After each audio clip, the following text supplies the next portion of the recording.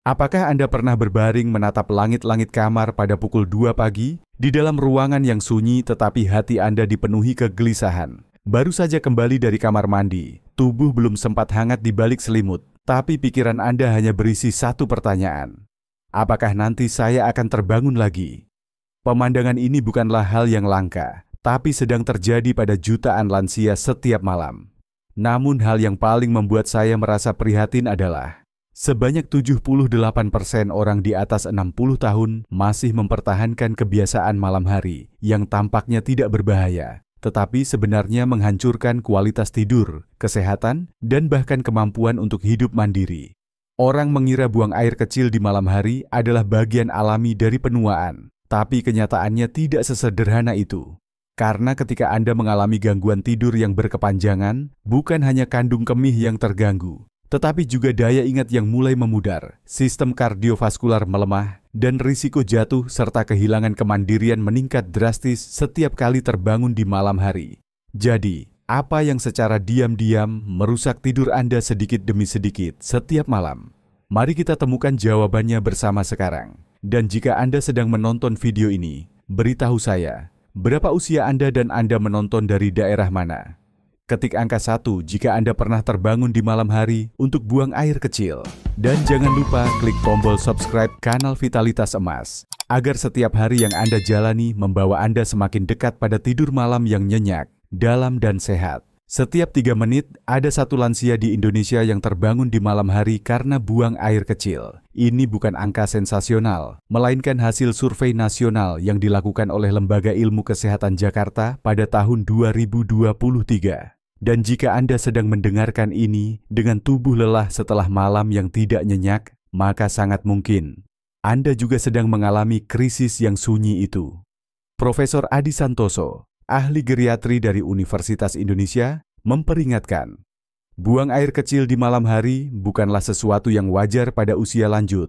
Itu adalah tanda bahwa sistem endokrin dan saraf Anda sedang terganggu, dan seringkali berasal dari kebiasaan malam hari yang keliru. Tidak sedikit orang yang telah mengorbankan kebebasan, kemandirian, dan semangat hidup hanya karena satu hal yang dianggap sepele, tidur yang terputus-putus. Kisah Pak Supardi, 74 tahun, yang tinggal di Bandung adalah bukti yang jelas. Dulu, beliau sangat senang beraktivitas di luar ruangan, pagi jalan kaki, sore merawat kebun. Tapi sejak mengalami buang air kecil hingga 5 kali setiap malam, semuanya berubah. Di siang hari, beliau merasa lelah, linglung, mudah marah pada istri dan anak-anak. Malam hari sulit tidur nyenyak, baru saja terlelap langsung terbangun karena ingin ke kamar mandi. Beliau enggan bertemu teman, tak lagi pergi ke pasar atau berbincang seperti dulu. Kemandiriannya pun perlahan hilang karena ia perlu dibantu ke kamar mandi karena takut terjatuh. Saya takut tidak bisa merawat diri saya sendiri lagi, hanya karena tidur. Dan ketakutan itu bukan kasus yang langka. Sebuah studi dari Universitas Tokyo tahun 2022 menunjukkan, orang lanjut usia yang terbangun lebih dari 3 kali tiap malam memiliki risiko penurunan fungsi kognitif 2,1 kali lebih tinggi dibanding mereka yang tidur tanpa gangguan. Bahkan, frekuensi jatuh dan cedera meningkat hampir 2 kali lipat hanya dalam waktu 6 bulan kehilangan kualitas tidur. Dari gejala yang sering diremehkan, buang air kecil di malam hari kini menjadi penyebab terbesar lansia kehilangan kendali atas kesehatannya. Jadi, apa sebenarnya penyebab tersembunyi dari kondisi ini? Dan Anda yang sedang menyimak sekarang, apakah sedang memeliharanya tanpa sadar setiap malam? Bagian selanjutnya akan mengejutkan Anda, karena pelakunya bukan terletak pada usia, melainkan kebiasaan malam hari yang terus Anda lakukan setiap hari. Jika Anda terbiasa makan malam pukul 7.30 malam atau lebih larut, terutama dengan hidangan seperti sup seledri, salad mentimun, atau salad tomat, mohon luangkan waktu beberapa menit untuk mendengarkan bagian ini. Tubuh manusia bekerja mengikuti jam biologis internal, begitu juga sistem pencernaan. Menurut dokter Sari Wulandari, spesialis endokrin dari Rumah Sakit Hasan Sadikin, Bandung, waktu makan malam yang terlambat akan mengganggu siklus metabolisme hati, ginjal, dan terutama sistem kemih. Saat Anda makan terlalu larut, lambung masih aktif mencerna makanan saat tubuh ingin beristirahat untuk tidur. Tapi itu belum yang terburuk. Beberapa makanan yang Anda anggap sehat seperti seledri, mentimun, asparagus, tomat, sebenarnya adalah diuretik alami. Mereka merangsang ginjal menghasilkan lebih banyak urin, meningkatkan tekanan pada kandung kemih, dan memaksa Anda terbangun berkali-kali untuk buang air kecil. Inilah yang terjadi pada Ibu Aminah, 70 tahun, tinggal di Surabaya. Selama bertahun-tahun, beliau memiliki kebiasaan makan salad buah dan sayur sekitar pukul 8.30 malam, dengan pikiran makan ringan biar tidur nyenyak. Tapi kenyataannya justru sebaliknya. Saya kira insomnia adalah bagian dari usia tua, ternyata justru menu yang saya pilih itulah penyebabnya, ungkap beliau. Setelah mengikuti sesi edukasi kesehatan masyarakat, beliau disarankan untuk memajukan waktu makan malam menjadi pukul 5.30 sore dan menghindari tomat, mentimun, seledri setelah pukul 4 sore. Hasilnya sangat mengejutkan. Hanya dalam 2 minggu, beliau bisa tidur nyenyak selama 4 jam berturut-turut, kemudian meningkat menjadi 6 jam tanpa terbangun. Banyak lansia berpikir bahwa makan sayur entah pagi atau malam tidak masalah. Tapi bagi mereka yang berusia di atas 60 tahun, waktu makan dan jenis makanan yang Anda pilih adalah kunci. Apakah Anda akan tidur nyenyak atau malah terbangun kelelahan? Anda biasanya makan malam pukul berapa? Adakah menu di atas dalam piring Anda? Cobalah catat dan ubah sedikit demi sedikit. Dan Anda akan melihat kualitas tidur Anda berubah hanya dalam beberapa hari. Banyak lansia percaya bahwa minum banyak air di malam hari adalah cara yang baik untuk detoksifikasi tubuh. Namun kenyataannya, kebiasaan ini justru menjadi penyebab utama mengapa Anda harus terbangun berkali-kali di malam hari. Menurut dokter spesialis endokrin Dr. Arfan Salim, RSUP Persahabatan Jakarta, setelah pukul 7 malam, tubuh mulai memproduksi hormon vasopresin, hormon khusus yang berfungsi memekatkan urin dan mengurangi produksi cairan saat malam hari. Namun jika Anda terus minum, terutama teh herbal, jus buah, atau bahkan air putih dalam jumlah banyak, tubuh tidak sempat menyeimbangkannya. Akibatnya kandung kemih terus-terusan penuh dan memaksa Anda untuk bangun ke kamar mandi. Sebuah eksperimen di Universitas Gadjah Mada menunjukkan, saat minum 500 ml air pada pukul 6 sore, jumlah urin yang dihasilkan rata-rata hanya 150 ml dalam 4 jam. Tapi jika 500 ml dikonsumsi pada pukul 9 malam, volume urin meningkat 2 kali lipat menjadi 300 ml, disertai minimal 2 kali terbangun di malam hari. Pak Rahmat, 72 tahun, tinggal di Makassar, dulu memiliki kebiasaan minum teh hijau hangat setelah makan malam sekitar pukul 8.30 malam. Saya pikir teh membantu pencernaan, tapi malah harus bangun sampai 4 kali semalam, dan paginya badan pegal-pegal. Setelah menerapkan prinsip jam malam cairan, yaitu berhenti konsumsi cairan setelah pukul 7 malam, hanya minum seteguk kecil bila haus, beliau mulai bisa tidur selama 5 jam tanpa terbangun. Lalu bagaimana dengan Anda? Apakah Anda sering minum air mendekati waktu tidur? Cobalah catat waktu Anda minum selama beberapa malam, dan batasi setelah pukul 7 malam. Tubuh Anda akan berterima kasih keesokan paginya. Ini adalah kebiasaan yang banyak lansia anggap baik. Lebih baik mencegah ke kamar mandi dulu sebelum tidur agar tidak terganggu di malam hari.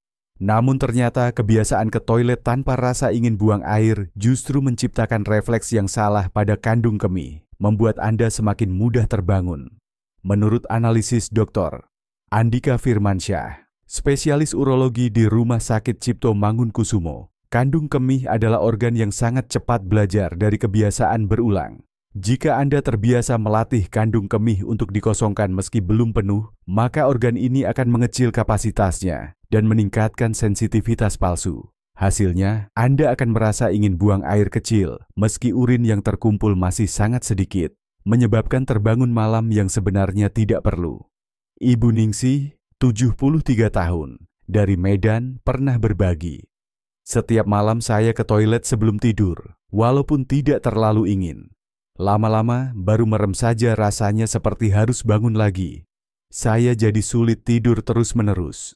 Setelah sesi konsultasi dengan ahli, beliau mulai menerapkan prinsip hanya ke toilet saat benar-benar butuh dan memantau kondisi tubuh dengan meditasi ringan sebelum tidur untuk mendengarkan sinyal tubuh yang nyata.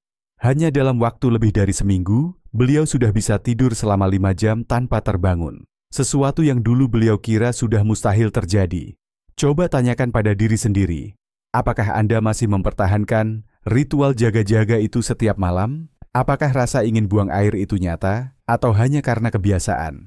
Kandung kemih yang sehat adalah kandung kemih yang tahu menunggu hingga benar-benar perlu. Dan tidur nyenyak hanya bisa kembali jika Anda berani mengubah hal-hal yang paling kecil. Jika Anda sudah berusaha untuk tidak minum air terlalu malam, tidak makan terlalu larut, tidak ke toilet jaga-jaga, tapi tetap terbangun berkali-kali di malam hari, cobalah perhatikan kembali posisi tidur dan bantal yang Anda gunakan.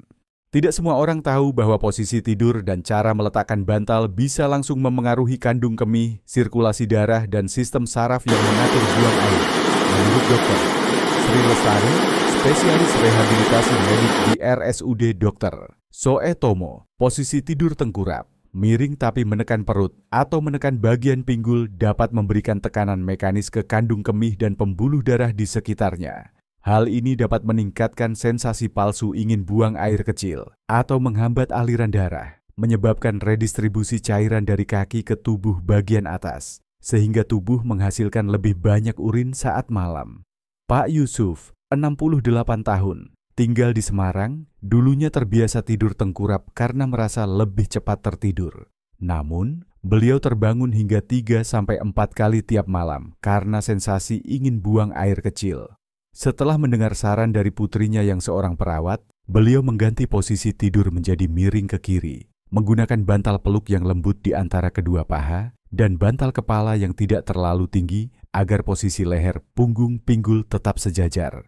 Hasilnya, dalam seminggu, frekuensi bangun malam berkurang setengahnya. Selain itu, mereka yang menggunakan bantal kepala terlalu tinggi atau terlalu lembut juga sebaiknya melakukan penyesuaian. Bantal dengan tinggi tidak tepat, bukan hanya memengaruhi tulang leher, tapi juga secara tidak langsung menyebabkan ketegangan di perut bawah yang merangsang sistem saraf panggul. Lalu bagaimana dengan Anda? Posisi tidur seperti apa yang Anda lakukan setiap malam? Apakah bantal Anda membantu bernapas dalam, tubuh rileks, atau justru diam-diam memberikan tekanan pada perut Anda? Terkadang, hanya dengan mengganti satu bantal saja, Anda bisa mendapatkan kembali satu malam tidur yang utuh. Jika Anda sudah memilih posisi tidur yang nyaman, bantal yang cukup empuk, namun tidur Anda masih sering terputus oleh terbangun di malam hari, bisa jadi penyebabnya berasal dari hal yang tampaknya hangat dan aman, suhu tubuh dan suasana kamar tidur. Tubuh manusia, terutama setelah usia 60 tahun, perlu menurunkan suhu inti sekitar 1-2 derajat Celcius untuk memulai proses produksi hormon melatonin dan vasopresin. Melatonin membantu Anda lebih mudah terlelap, sedangkan vasopresin berfungsi memekatkan urin dan mengurangi frekuensi buang air di malam hari. Namun jika Anda memakai pakaian tidur terlalu tebal atau kamar terlalu panas, pengap, dan minim sirkulasi udara, proses ini akan terganggu sepenuhnya. Ibu Intan, 69 tahun, dari Yogyakarta, dulunya selalu memakai piyama flanel, lengan panjang dan selimut tebal sepanjang tahun. Kamarnya tertutup rapat dan tidak menggunakan kipas karena takut masuk angin. Hasilnya, beliau harus terbangun 4 kali setiap malam, merasa punggung lembab dan haus. Setelah melakukan perubahan, memakai pakaian tidur katun tipis, membuka jendela agar udara masuk dan menggunakan kipas uap lembut saat malam, beliau bisa tidur nyenyak selama lebih dari 4 jam tanpa terbangun. Terkadang rasa nyaman dan hangat justru membuat tubuh sulit masuk ke fase tidur dalam. Cobalah sentuh bagian belakang leher dan dada sebelum tidur. Jika terasa panas, itu tandanya sudah waktunya mendinginkan ruang tidur Anda. Apa yang Anda kenakan untuk tidur malam ini? Apakah kamar Anda terasa lebih panas dan kering dari yang seharusnya? Sedikit perubahan kecil dalam pakaian dan suhu kamar bisa membuka jalan untuk malam yang damai tanpa gangguan. Sudah siap mencoba?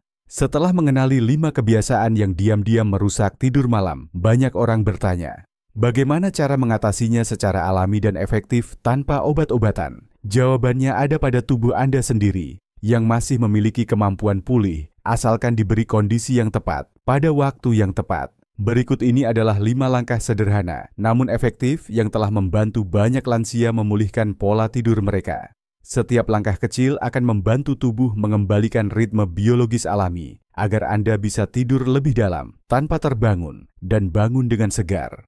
Langkah 1. Batasi minum air setelah pukul 7 malam. Saat matahari terbenam, tubuh mulai masuk ke mode istirahat. Namun jika Anda tetap mengonsumsi banyak cairan setelah pukul 7 malam, ginjal akan terus bekerja, sementara hormon vasopresin yang seharusnya menjaga cairan malah terhambat.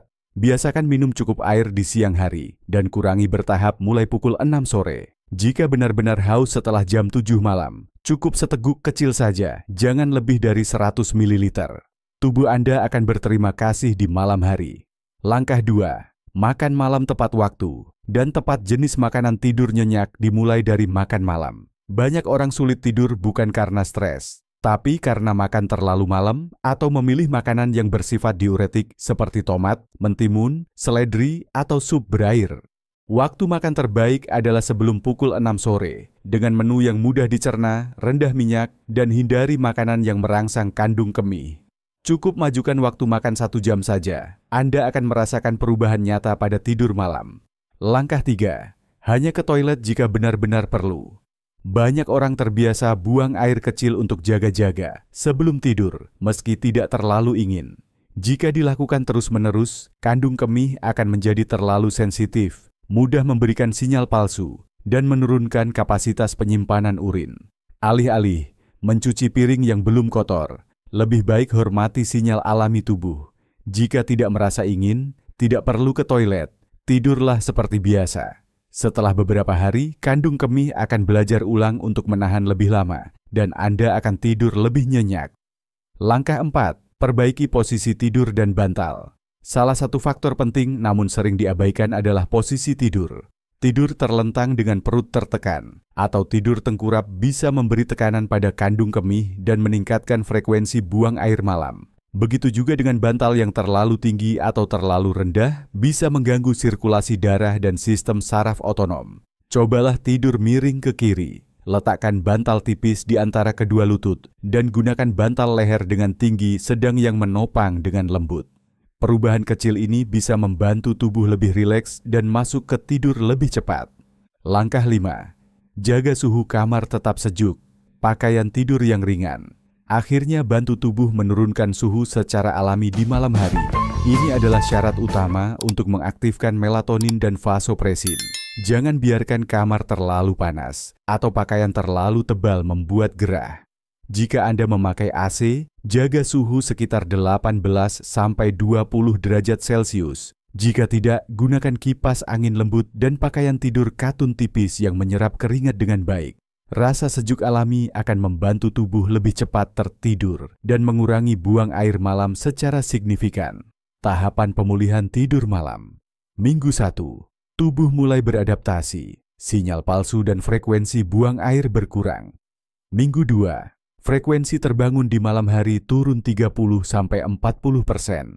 Minggu 3. Mulai bisa tidur dalam rentang waktu panjang tanpa terputus. Minggu 4. Bisa tidur 4-6 jam non-stop tanpa rasa lelah di pagi hari. Tidur nyenyak adalah hadiah paling berharga di usia senja, dan Anda sepenuhnya bisa merebut kembali hadiah itu. Tanpa obat, cukup dengan mengubah kebiasaan kecil mulai malam ini. Apakah Anda siap mencoba 5 langkah ini? Jika ya, tinggalkan komentar agar saya bisa menemani Anda dalam perjalanan ini. Para bapak dan ibu yang saya hormati, keajaiban tubuh lansia bukan terletak pada usianya, melainkan pada kemampuannya untuk pulih selama kita tahu cara mendengarkan dan menyesuaikan diri pada waktu yang tepat. Pak Supardi, yang dulu harus bangun 5 kali setiap malam karena sering buang air kecil, kini bisa tidur nyenyak selama 5 jam tanpa terputus, bangun pagi dengan ringan, berjalan-jalan bersama cucu di taman, sarapan, dan mengobrol tanpa tampak kelelahan sedikit pun. Beliau berkata, "Saya kira saya butuh obat, tapi ternyata hanya dengan mengubah beberapa kebiasaan kecil, hidup saya berubah total."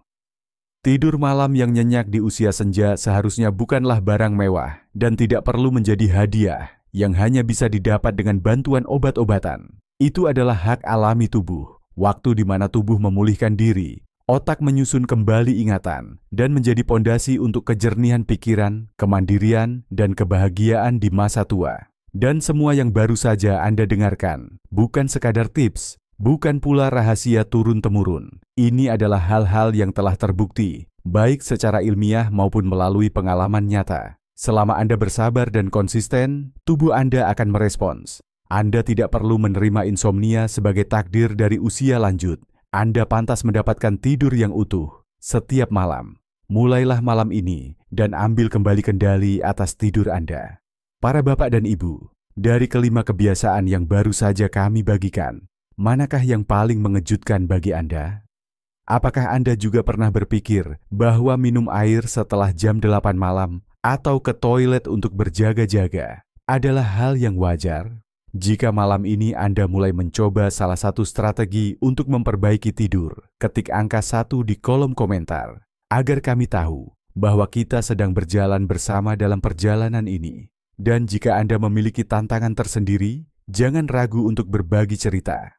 Siapa tahu, kisah Anda bisa membantu lansia lain yang selama ini diam-diam bergumul dengan insomnia setiap malam. Jangan lupa untuk klik like, bagikan, dan berlangganan channel Vitalitas Emas untuk terus mendapatkan konten yang ilmiah, ramah, dan relevan, agar para lansia bisa hidup sehat, hidup panjang, dan hidup merdeka setiap hari. Semoga Anda tidur dengan tenang malam ini dan mendapatkan tidur yang dalam mulai malam ini juga.